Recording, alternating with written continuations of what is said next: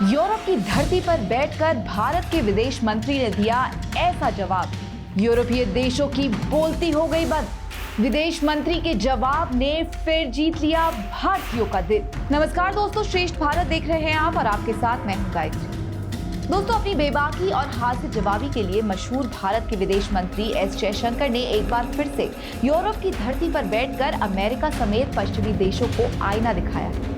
Switzerland के Geneva में think tank global centre for security policy में फ्रांसीसी राजदूत जीन डेविड लेविट के साथ बातचीत में कुछ ऐसा कह दिया है जिससे ब्रिक्स की जरूरत पर सवाल उठाने वालों का मुंह बंद हो जाएगा। वहीं जयशंकर के जवाब में भारतवंशी गदगद हो गए। दरअसल विदेश मंत्री एस जयशंकर से सवाल किया गया कि G20 में पहले से ही ब्रिक्स के सभी देश शामिल थे, तो फिर नए संगठन की जरूरत क्यों पड़ी। दिल्ली यूनिवर्सिटी के सेंट स्टीफन कॉलेज से ग्रेजुएशन करने वाले भारत के विदेश मंत्री ने सवाल का तगड़ा और करारा जवाब देते हुए कहा कि क्लब क्यों, क्योंकि एक और क्लब था, इसे G7 कहा जाता था और आप किसी और को उस क्लब में शामिल नहीं होने देंगे, इसलिए हमने अपना खुद का क्लब बना लिया। अपने जवाब को आगे बढ़ाते हुए बेहद तल्ख शब्दों में एस जयशंकर ने आगे कहा कि मुझे तो हैरानी होती है कि जब आप ब्रिक्स की बात करते हैं तो ग्लोबल नॉर्थ कितना असुरक्षित महसूस करने लगता है। किसी न किसी तरह ये लोगों के मन में खटकता रहता है। आप जरा सोचिए, G20 पहले से मौजूद है तो क्या G7 खत्म हो गया? क्या इसकी बैठकें बंद हो गई हैं? नहीं, ये अभी भी जारी है। G7 G20 के साथ साथ चल रहा है, फिर G20 के साथ ब्रिक्स का अस्तित्व क्यों नहीं हो सकता? Why this club, and do you consider that the BRICS will expand? Well, to be honest, why the club? Because there was another club. It was called the G7, and you wouldn't let anybody else into that club. So we said we go and form our own club.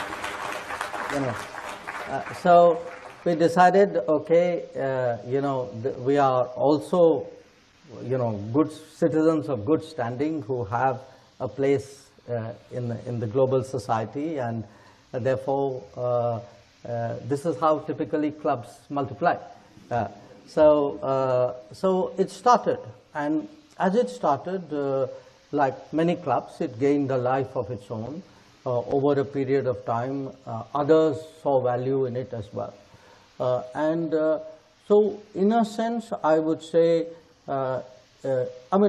it's actually a very interesting group, because if you look at it, typically any club or any group has either a geographical contiguity or some common historical experience, or a very strong economic connect. There are some orthodox binding factors. But when you have a Brazil in South America, and Russia in Europe, and India and China and Asia, and later on South Africa was added, the common feature was really, I would say, big countries rising in the international. 20 देशों के समूह को G20 कहा जाता है। बीते साल भारत में G20 देशों की मीटिंग हुई थी। इस बैठक में आर्थिक, राजनीतिक और आपसी रिश्तों को लेकर चर्चा की गई थी। वहीं साल 2006 में ब्राजील, रूस, भारत और चीन ने मिलकर ब्रिक्स ग्रुप बनाया था।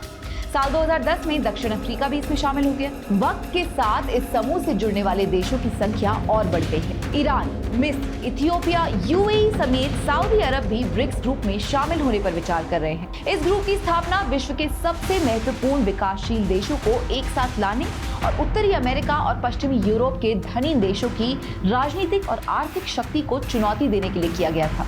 ब्रिक्स में शामिल देश एक ऐसे संगठन के रूप में काम करते हैं जो सदस्य देशों के बीच आर्थिक सहयोग को आगे बढ़ाने और विश्व में उनकी आर्थिक और राजनीतिक स्थिति को बढ़ाने की कोशिश करते हैं। वहीं दुनिया में ब्रिक्स की हिस्सेदारी 27% की है। इसे अमेरिका की अगुवाई वाले ग्रुप के ऑप्शन के तौर पर भी देखा जाने लगा है। दोस्तों, विदेश मंत्री एस जयशंकर वैश्विक मंचों पर भारत के पक्ष को मुखर तरीके से रखने के लिए जाने जाते हैं और एक बार फिर उन्होंने यूरोपीय देशों को तीखा जवाब दिया है।